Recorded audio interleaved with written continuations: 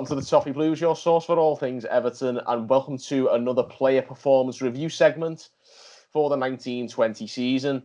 We're running the rule over the individual performances, and today we are looking at the performance of our top scorer this season, Richarlison.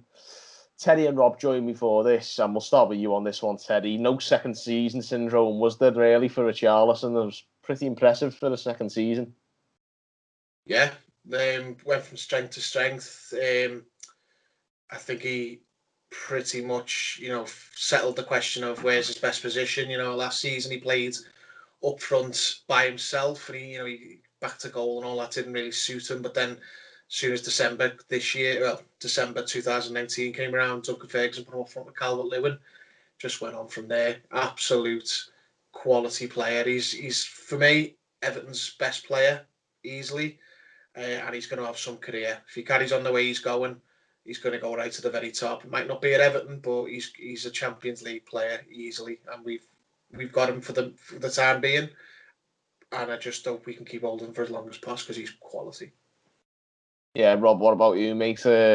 Watching on, what have you made of Richarlison this year? I can only really echo what Terry said. Really, he's our best player. He's There's no doubt about that, is there? Yeah, he's the player who you look to, when things aren't going so great. He's the one who pulls it off the bag.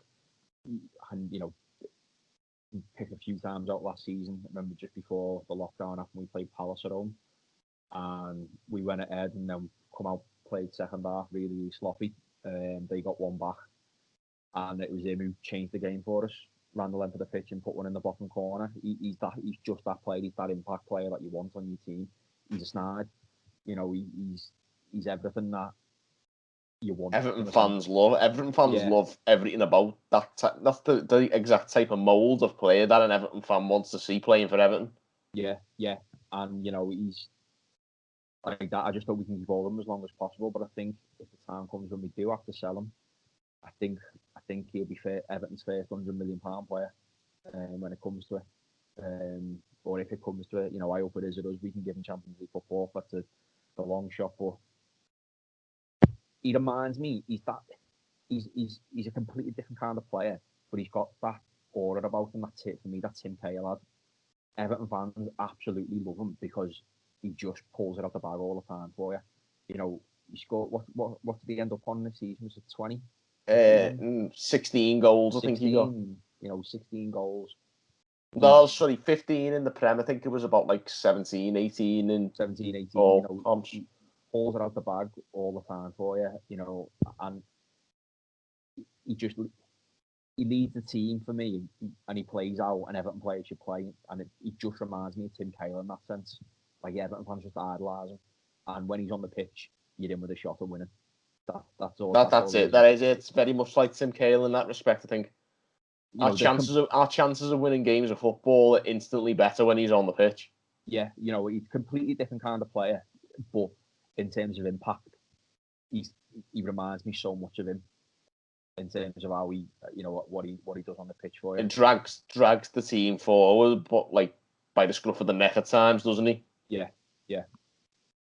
And I know there was in a way like Romelu Lukaku did the same, but he's very much does it in the sort of Cahill sort of manner where it's not really, it's all about hard work as well as ability. Yeah, I think you just mentioned there about Lukaku, and for me the difference between Lukaku and Richarlison is Richarlison turns up in the big games.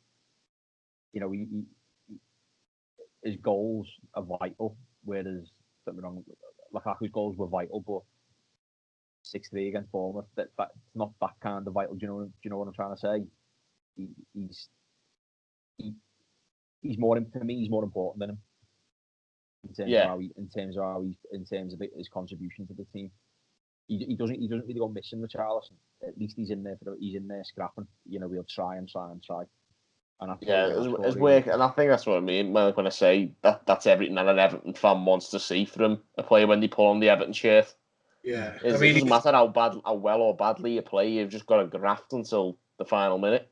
Yeah, he's a proper Everton player, isn't he? Like the comparison I think of is this. I've got to preface this. I'm not saying he's as good as this player because he's not, But the way he is, Richarlison, it's like this is what I think Rooney would have been like if he'd have stayed. Not only was he like the best player on the pitch, and he scores the best goals and he creates chances for the opposition and chances for other players. It's the player the opposition worry about the most, and it's not just about his attacking ability. Like he's in, as Rob said, he's in there for all the scrap. He's fighting for the badge. Young Rooney was incredibly aggressive. Yeah, and he'll take like Richarlison, much like Rooney was when he was at Man United.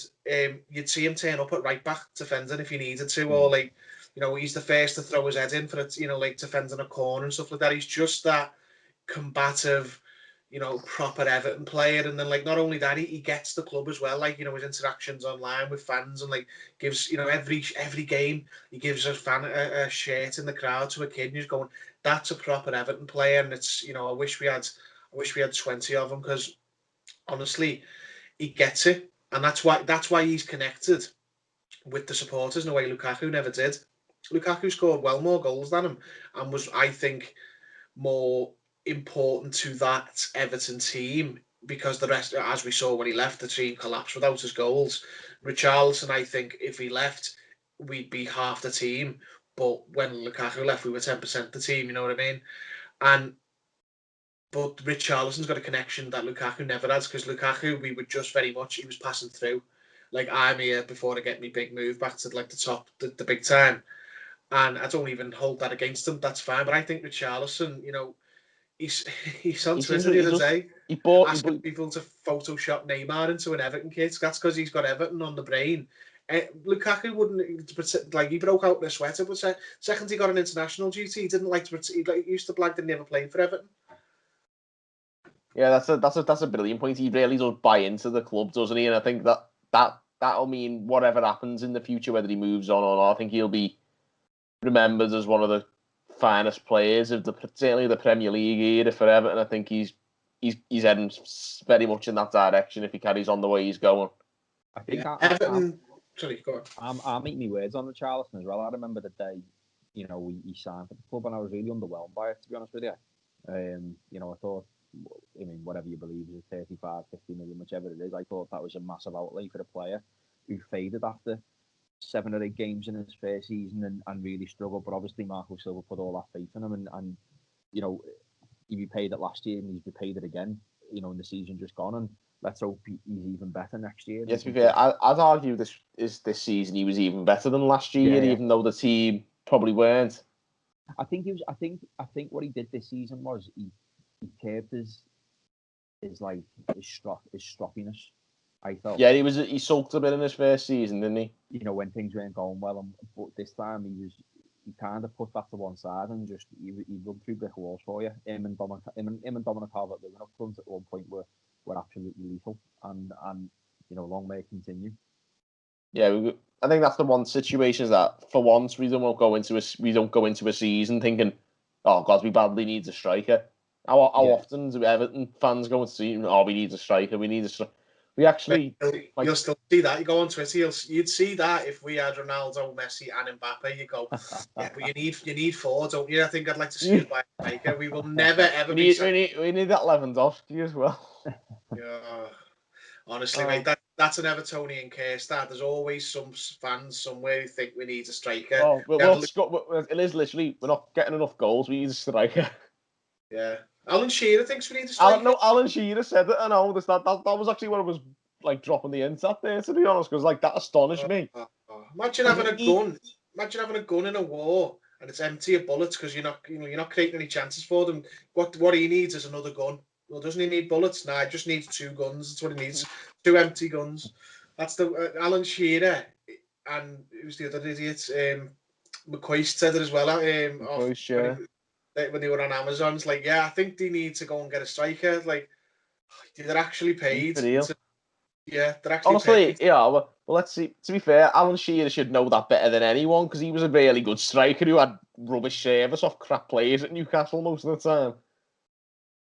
I think as well. What did he get between them?